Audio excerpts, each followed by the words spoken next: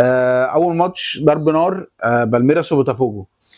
ماتش حلو بصراحه. الماتش ده انا عايز اتفرج عليه، انا عارف انه هيبقى ماتش حلو قوي. البرازيليين دايما فيهم جزه، بيلعبوا بالظبط. بجزه وبينهم بعض كمان.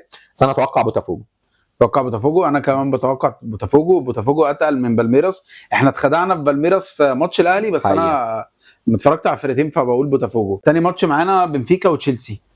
شايف الماتش ده ازاي؟ يعني بنفيكا على فكره عامله بطوله حلوه. بالظبط، عامله كسبوا بايرن ميونخ.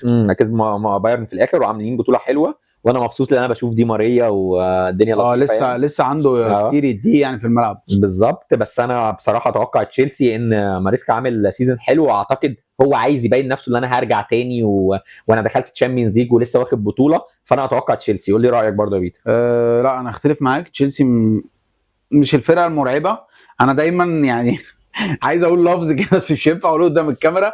تشيلسي وارسنال كده بحس ان هم في حته لوحديهم دايما في انجلترا، فانا بره انجلترا هم مش موجودين. فانا بقول لك الماتش ده بنفيكا